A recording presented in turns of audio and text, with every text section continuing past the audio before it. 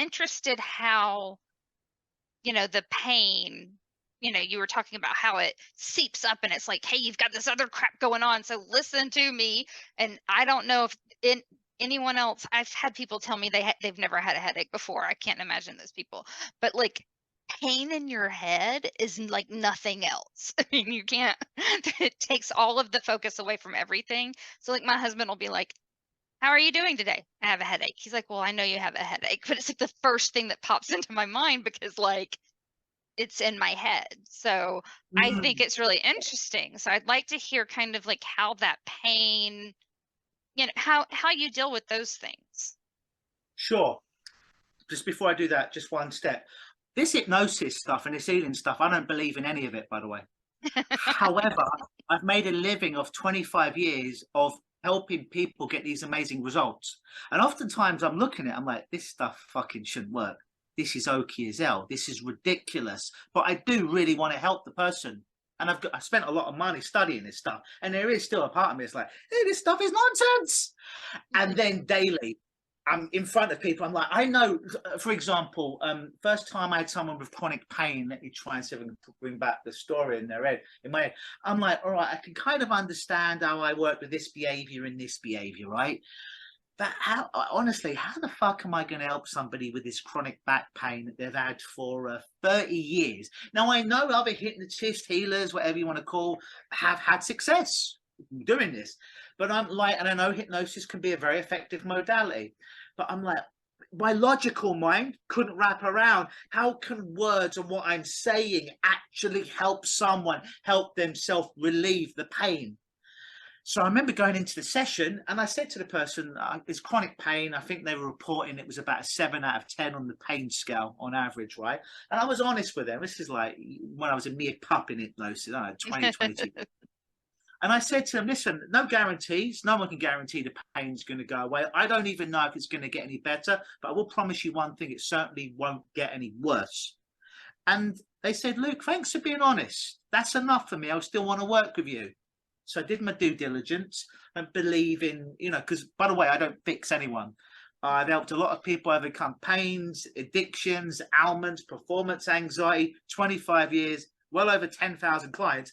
I haven't magically made any of those people changed. I just work with them and help them to change themselves because I don't do, they're changing themselves, which is a great thing. So when our work is done, it used to always be about my ego. Oh, Luke, you're an amazing healer, hypnotist. Oh, it's so great for my ego. All that love I didn't get as a kid. Oh, my Oh, glass was getting filled up. But then I realized by accepting that, I was actually doing a disservice to my clients. Then I changed it, and it was like and people would thrust that praise upon me, and I'd be like, "Thank you so much, but I want you to understand something. I didn't do shit. You did everything. You just were really good at following simple instructions. But that healing, mental, physical, emotional, spiritual, whatever that is to you, that happened, that weren't because of me. That was because of you. So own it. What does that do? That works the opposite of counseling or psychotherapy. It's like, holy shit, I changed me. He guided me like a trainer. You work with a trainer, build muscles, lose weight. He can't do the workout for you. He can't do the nutrition for you.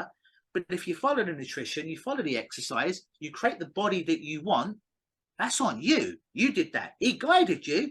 He maybe cut out some of the pitfalls, but you did the squats, you did the cardio, you did keto, the counter, whatever it was. You did the work. So what I do is always about empowering people. So I don't change anyone. So anyways, woman back pain, 7 out of 10. Was honest with her. I don't know if this is going to work, but I know for people it has worked. She's like, thanks for being honest. She comes in, we're working together. I'm throwing a few things out there to see if anything sticks. 3 sessions I do. So she comes in, first session's done. She comes in a week later for session number 2.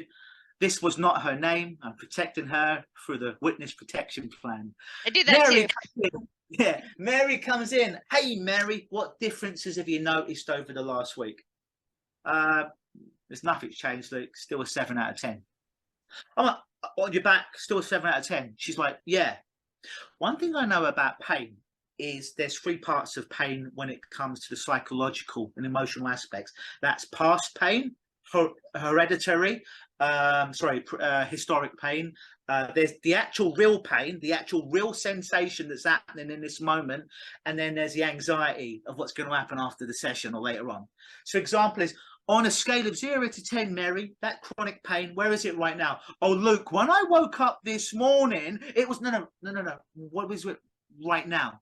Oh, Luke, when I go to the gym later or go up the stairs, no, Mary, where is it right now? And I get this. Her eyes start darting. We call it a transcendental search in psychology.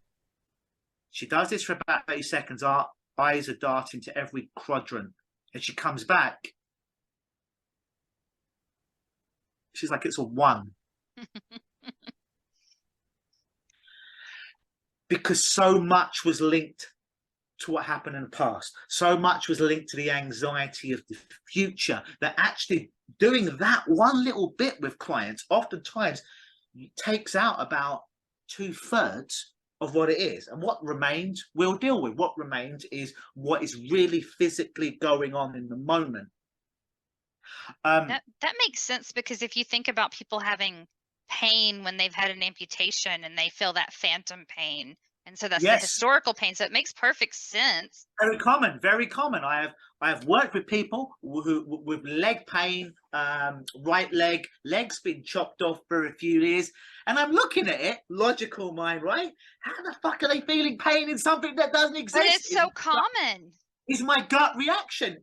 But I've worked with more than a few of people who've had amputations, and it is real to them. Because I see it, I see them, I see the physiological reaction. I'm not even just going by their words, and it is real. They are really feeling pain in something that is no longer there. Is a memory. It's no longer there. So yeah, that little bit can be enough to start taking some of those blocks out of the jungle, the ultimate problem, if you will, the problem that actually created the addiction, the chronic pain, the anxiety, the depression. So now their problem starts to become a bit unstable, which is good. So then with this particular lady, if memory serves me right, we did a bit of regression, right? Regression, just going back to when the pain first started. Because look, I don't need you to regress me. I know why I've got the pain. 30 years ago, I was in a car accident. I got rear-ended, whiplash, never had pain before in my back. That's why. And all these specialists have worked with me for 30 years. Nothing's changed. You don't need to regress me. I already know. As soon as I hear I already know, alarm bells go off. I understand. You don't really know. So we did a bit of regression. Lo and behold, what happened for lovely Mary, she was about 55 when she came to see me, is 2 weeks before she was rear-ended, she found out her husband was cheating on her. And in order to not have her husband leave, she started to develop this back pain. He stayed with her to look after her. And then I asked her unconscious mind. Her unconscious mind basically said, in order for the pain, we got the pain from a 7 to a 1 or a 2. And it was sticking. Great. That's good. That's not enough for me. Not enough for me. For most people, it's not. I take this stuff really seriously, right? It's like I feel like I'm a fighter. We're talking about MMA at the beginning, and if I know I can actually not win on the scorecard, but I can win by a submission or a knockout, that's glory. Not just for me, but for them. I want to do a nice, clean job. So I'm speaking with her unconscious or subconscious. She's out like this. And it said to me, I asked, what do we need to, what do you need to do? What do we need to do in order for Mary to let go of this once and for all? And it says she needs to forgive her husband. I'm like, okay, great. Brought her out of trance. Hey, Mary, do you remember? How much of that do you remember? She's like, yeah. She's like, yeah, I forgot about my husband cheating on me. And I certainly forgot it was 2 weeks before the accident. I'm like, okay, do you remember what your unconscious said about how to heal you? And she's like, no, remind me. Well, I didn't say it. It said that you need to with your husband. Are you willing to do that? Because she chose to be with him a subsequent 30 years after, right? So she's still with him. And she said, no. To which I said, You do understand that forgiveness doesn't make it right if someone wrongs you, and you've already decided to be with him another 30 years. So forgiveness doesn't mean, hey, you cheated on me, you wronged me, you get to do it again. No, it's just about that rucksack of rocks you've been carrying around the suffering for years. It's about you putting it down so you don't have to carry that burden. It isn't making it right for them, it's about making it right for you. Yeah. So knowing that, are you willing to forgive your husband? No. Mary, you understand? I've got her on the ropes. Right? I'm loving her. This is hilarious. I feel like I'm seeing victory. I'm seeing victory. I'm like, I've got to hit her with everything. This is like 20 years ago. I said, Mary, what was I going to say? Forgiveness. I'm like, you don't even have to tell your husband about this. It's not that you have to go up to him and say, I forgive you. All you need to do is forgive the part of your husband that you carry inside. You never have to do this actually out loud. he doesn't have to know. He doesn't have to know. It's an inside job. Knowing that now, Mary, are you willing to forgive him in order for you to be completely pain-free for good? She said no. I said, Mary, I respect your decision, but you do understand that you choosing not to do this does mean that you most likely are going to be keeping a percentage of pain in your back. She goes, look, I fully understand. Thank you for your work. This is enough for me.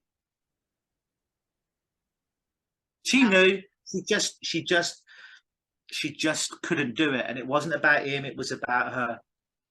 Yeah, that's I mean, I can see that. And then even when you're talking about the anxiety of future pain, I do that. I will go out of my way to not get a headache.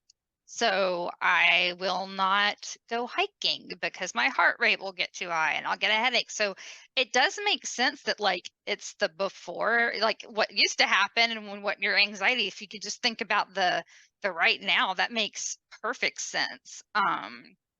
So I definitely get that with the pain. That makes sense.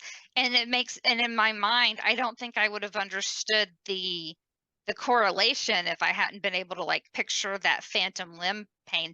That I've also seen people who have had, their leg amputated have that same pain. So like it's not like just something you see on TV where they're like, "Oh, my leg hurt." No, it's a real thing. Yeah, it's intense.